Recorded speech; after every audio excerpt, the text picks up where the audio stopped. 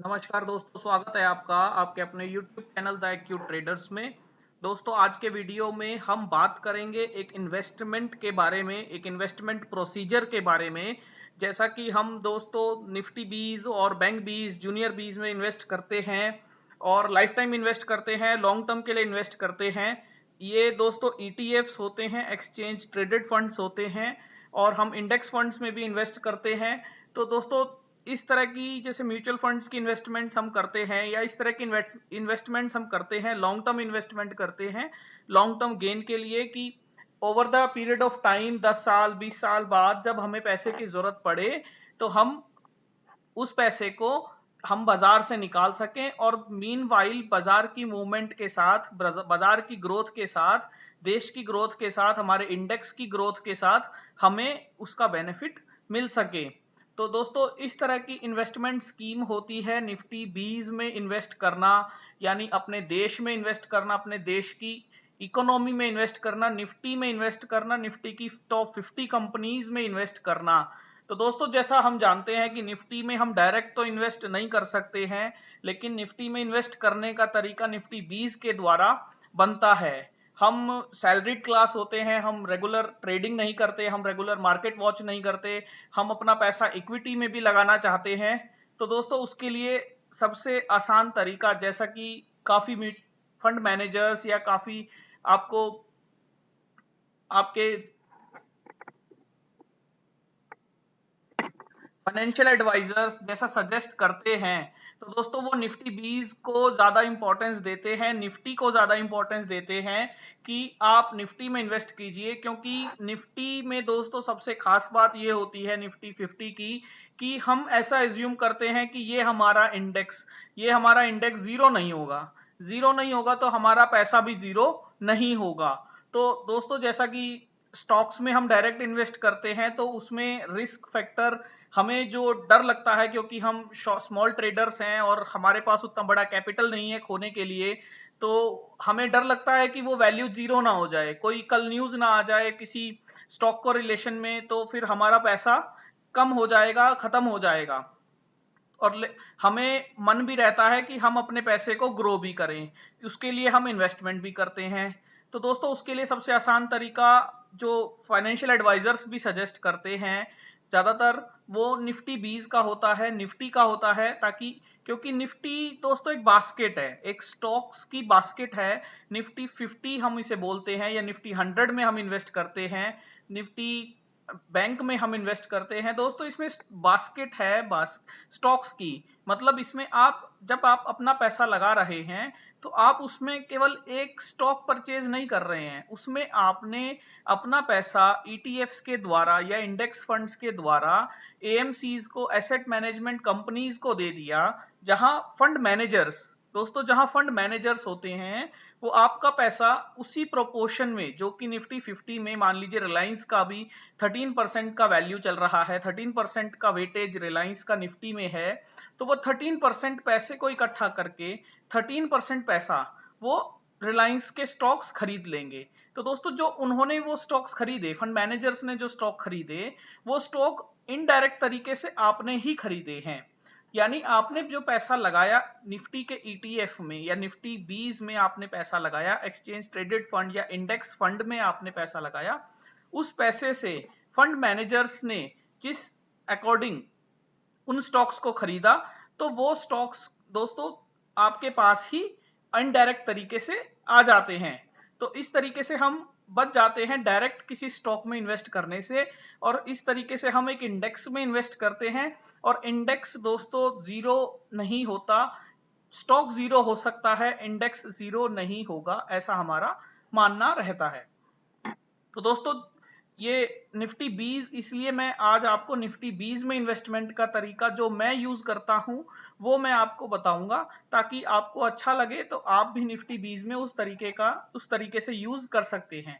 तो दोस्तों, जैसा कि हमने बताया, निफ्टी बीज ETF होता है, एक्सचेंज ट्रेडेड फंड होते हैं, जो एक्सचेंज में, जैसा हम स्टॉक्स में ट्रेडिंग करते हैं 9 से 9:15 से 15:30 तक के बीच में, इसी तरह निफ्टी में इसी तरह निफ्टी बीज भी आपको ट्रेड आपके एक्सचेंज में ट्रेड हो जाएंगे, उसी टाइम के अंतराल में आप किसी भी वैल्यू पर उसे खरीद या बेच सकते हैं। तो दोस्तों वो वैल्यूज जो उनका बिड और आस्क का गैप रहता है, तो जो भी पॉसिबल वैल्यूज आपको मिलती है या आप लिमिट ऑर्डर्स लगा के उन्हें बेच सकते हैं। जबकि इंडेक्स फंड्स में ऐसा नहीं होता। इंडेक्स फंड्स में आपको उन्हें आप अगर उन्हें बेचना लगाते हैं तो इंडेक्स फंड्स में जो नेट एसेट वैल्यू होती है दोस्तों, वो डे एंड में ही कैलकुलेट होती है और आपका पैसा आगे फिर आपके अकाउंट में आता है। तो दोस्तों मैं निफ्टी 20 का आपको तरीका बता रहा हूं जो मैं यूज करता हूं, निफ्टी 20 ETF का।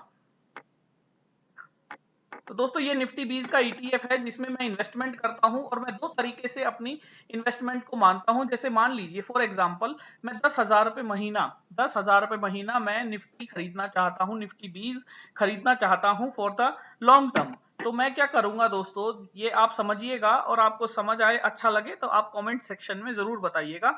आगे की वीडियो में मैं आपको केवल ये बताऊंगा।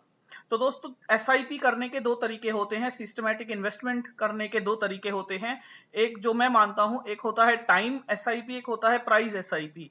टाइम एसआईपी दोस्तों जितने भी म्यूचुअल फंड या रजिस्टर्ड फंड्स के पास आप जाते हैं तो आप वहां वो सब आपको जो भी आप एसआईपी का पीरियड डिसाइड करते हैं, 1 तारीख 2 तारीख या जब भी आपने एसआईपी शुरू की है उसके अकॉर्डिंग दोस्तों उस पर्टिकुलर डेट पर, मान लीजिए 1 तारीख हमने सेलेक्ट की है तो 1 तारीख हमें मिलती है, तो 1 तारीख को आपके अकाउंट से एक स्पेसिफिक अमाउंट डिडक्ट हो जाएगा। जैसा कि 10,000 रुपए हम मानते हैं वो डिडक्ट हो जाएगा और उस दिन उस डे एंड का जो भी एनएवी होगा, नेट एसेट वैल्यू होगा, जो भी उसका प्राइस होगा, उससे डिवाइड करके आपको उतने शेयर्स आपके अकाउंट में आ जाएंगे, आपको उतने वैल्यू मिल जाएगी। तो दोस्तों ये तो होता है टाइम एसआईपी, मतलब कि उस पर्टिकुलर टाइम पर उस पर्टिकुलर डेट पर आपको उतने शेयर्स उस आपके पैसे के एनएवी से जो भी उस दिन वैल्यू होगी उससे डिवाइड करके आपको मिल जाएगा। लेकिन दोस्तों उसमें प्रॉब्लम ये रहती है कि वो पूरा महीना आपको इंतजार करना पड़ता है और मान लीजिए आप जब आपके पैसे कटने का दिन था, जब आपका एसआईपी डिडक्शन का दिन था, उसी दिन अगर एनएवी बढ़ गया और बाकी पूरा महीना एनएवी नीचे रहा तो दोस्तों आपको वो नीचे के एनएवी का लाभ नहीं मिल पाता। उसके लिए मैंने एक तरीका निकाला था कि मैं टाइम एसआईपी और प्राइस एसआईपी दो तरीके से एसआईपी करूंगा। तो दोस्तों मैं अपनी वैल्यू को 5 भागों में डिवाइड करता हूं, जो भी मुझे डिवाइड वैल्यू लेनी है। जैसा कि मैं 10,000 को 5 भागों में डिवाइड किया 2,000 रुपए। आप ये दोस्तों बिल्कुल डिस्क्रिशनरी सिस्टम है, तो आप इसको बिल्कुल टेक ऑन मत लीजिएगा कि जैसे मैं बोल रहा हूं वैसे ही बिल्कुल आप करें, तो आप अपने हिसाब से कीजिएगा। आप यहां से केवल एक आइडिया ले लीजिए। तो दोस्तों जैसा कि 10,000 रुपए मेरे पास हैं और मैंने 10,000 को 5 हिस्सों में डिवाइड किया 2,000 रुपए। जैसे मान लीजिए 1 जनवरी से मुझे शुरू करनी थी अपनी इन्वेस्टमेंट। तो आज पहला दिन है और मैंने अपनी इन्वेस्टमेंट शुरू करनी थी। तो दोस्तों मैंने यहाँ राइट साइड में वैल्यूज लिखी हुई है निफ्टी की, निफ्टी OHLC यानी open high low close Nifty की वैल्यूज मंथली बेसिस पर 1 तारीख पर ये ओपन हुआ और पूरे मंथ की कैंडल्स का हाई लो और क्लोजिंग दिखा रहा है। इसे मैंने 100 से डिवाइड कर दिया। मैं ये एज्यूम कर रहा हूं कि जो भी हमें ETFs मिल रहे हैं या जो एक्सचेंज ट्रेडेड हैं वो 100 से डिवाइडेड वैल्यू पर मिल रहे हैं। दोस्तों उसमें थोड़ा सा वेरिएशन मिल सकता है क्योंकि कुछ ETFs प्रीमियम पर भी ट्रेड करते हैं, तो इसलिए। लेकिन मैं अभी आपको बताने के पॉइंट ऑफ व्यू से, सिंप्लिसिटी के पॉइंट ऑफ व्यू से इसको मैंने 100 से डिवाइड कर दिया। तो दोस्तों ये 122 का वैल्यू आता है। तो मैंने ये माना कि 122 रुपए टाइम एसआईपी में मुझे 10,000 रुपए इन्वेस्ट करने हैं। पहला दिन है मेरा आज इन्वेस्टमेंट का, मैंने आज से प्लानिंग शुरू की है। तो मैंने उसको 5 हिस्सों में डिवाइड किया और पहला हिस्सा 2,000 रुपए का 122 की वैल्यू पर मैंने सामने से शेयर्स खरीद लिए जो बनते हैं मेरे 16, यानी मैंने सामने से निफ्टी 20 के ETF खरीद लिए जो कि मेरे 16 बनते हैं। तो 16 मेरे अकाउंट में क्रेडिट हो जाएंगे। अब दोस्तों क्योंकि मैंने ये 100 से डिवाइड किया है और मेरा ये मानना है कि निफ्टी हर 100 रुपए नीचे पर मैं इसको खरीदूंगा, जिसे मैं प्राइस एसआईपी बोलता हूं। दोस्तों प्राइस एसआईपी का मेरा मतलब ये होता है कि जो भी वैल्यू मैंने इनिशियल खरीदी है, मंथ के शुरुआत में जिस भी वैल्यू पर मैंने इनिशियल खरीदा है उससे नीचे के भाव में मैं अपने बाय ऑर्डर लगा के रखूंगा। जैसा कि मैं मानता हूं कि मैं हर 1 रुपए नीचे, हर अगर इसमें 1 रुपया गिर रहा है तो इसका मतलब निफ्टी 100 पॉइंट गिरी है। तो दोस्तों निफ्टी हर 100 पॉइंट गिरने पर मैं अपना एक जो पार्ट है मेरा वो इन्वेस्ट कर दूंगा, ऐसा मैं मान के चलता हूं। और क्योंकि मैं पहला पार्ट इन्वेस्ट कर चुका हूं तो मेरे पास अब 4 पार्ट बचे हैं, 8,000 रुपए बचे हैं। तो दोस्तों मैंने अपना सेकंड पार्ट 121 पर इन्वेस्ट किया और थर्ड पार्ट मैंने 120 पर इन्वेस्ट किया। तो दोस्तों इस महीने जनवरी के महीने 119 का भाव आया ही नहीं था, 118 का भाव आया ही नहीं, तो इसलिए मेरे ये 2 पार्ट रह गए और मेरे 4,000 रुपए, ये आप लो देख सकते हैं, तो मेरे 4,000 रुपए रह गए। तो दोस्तों अब यहाँ समझने वाली बात है कि मैं अगले महीने क्या करूंगा। जो मैं करता हूं वो मैं आपको बता रहा हूं। तो जो मेरा, अगर मान लीजिए मेरे पांचों पार्ट यहाँ इन्वेस्ट हो जाएं तो ठीक है, लेकिन किसी महीने मेरे पांचों पार्ट यहाँ इन्वेस्ट नहीं हो पाते तो मैं जितना भी वैल्यू बचता है, जैसे यहाँ मेरे 2 पार्ट बच गए, मेरे 3 पार्ट बच गए, सॉरी मैंने 3 पार्ट इन्वेस्ट कर दिए और मेरे 2 पार्ट बच गए, तो मैंने उन दोनों पार्ट का यानी 4,000 रुपए मैंने डे 1 में जो भी वैल्यू था, मतलब फरवरी की 1 तारीख को ओपनिंग में जो भी वैल्यू था, मैंने पिछले महीने के बचे हुए पैसे तो उसमें इन्वेस्ट कर दिया, उससे मैंने डायरेक्ट खरीद लिए। तो मैंने 4,000 रुपए के 119.4 के भाव में वैल्यू में खरीद लिए। अब दोस्तों इस महीने के मेरे पास 10,000 रुपए बच गए। इस महीने के 10,000 को मैंने, क्योंकि पहला भाग मैं 119.4 में खरीद चुका हूं इस महीने का, तो उसके बाद मैंने 118, 117, 16, 15, 14 इस तरह से मैंने उनको 5 भागों में डिवाइड करके ले लिया। अब दोस्तों यहाँ फरवरी में देखिए, फरवरी में जैसे क्या हुआ कि मेरे पास सभी भाग आ गए, पांचों भाग आ गए और पिछले महीने का भाग भी आ गया था। तो इस तरीके से मेरी एवरेज 118 बन गई और मेरे पास लगभग 170 शेयर्स हो गए। तो दोस्तों 114 की वैल्यू तक मैंने बाइंग की। अब मेरे टोटल 20,000 रुपए इन्वेस्ट हो चुके हैं 2 महीने के। अब तीसरे महीने मेरे पास 1 तारीख को 10,000 रुपए फिर से हैं इन्वेस्टमेंट करने के लिए। तो दोस्तों 1 तारीख को मैं जो भी उसका ओपनिंग भाव है, जैसे इसका 113.87 था, तो इसके नियरेस्ट में मैं अपना बाय ऑर्डर लगा दूंगा, 113 में लगा दूंगा और 114 में लगा दूंगा। जो भी भाव आएगा वो मेरा पहला प्राइज एसआईपी बन जाएगा। जैसे मैं मानता हूं कि मेरा 114 में आ गया, उसके बाद फिर मैंने हर 1 रुपया नीचे, जैसे 113, 112, 111, 110, ऐसे मैंने अपने 5 हिस्से लगा दिए। इस तरीके से मैं अपनी इन्वेस्टमेंट्स को कर रहा हूं। और दोस्तों जब बाजार गिरा था तब भी मेरे पास ये वैल्यूज आ रही थी, अब इन्वेस्टमेंट आ रही थी और मेरी वैल्यू 102 रुपए एवरेज बन गई थी। तो दोस्तों इस तरीके से मैं अपनी वैल्यूज को बढ़ाता रहा, इन्वेस्टमेंट को करता रहा और इस तरीके से मैं अपने टाइम और प्राइस एसआईपी को देखता हूं। तो दोस्तों टाइम एसआईपी को मैं ये मानता हूं कि जो भी प्राइस एसआईपी से पैसा बच जाएगा पिछले महीने का, उसे मैं अगले महीने की 1 तारीख को उस पूरे पैसे का जो भी वैल्यू होगा उस पर खरीद लूंगा।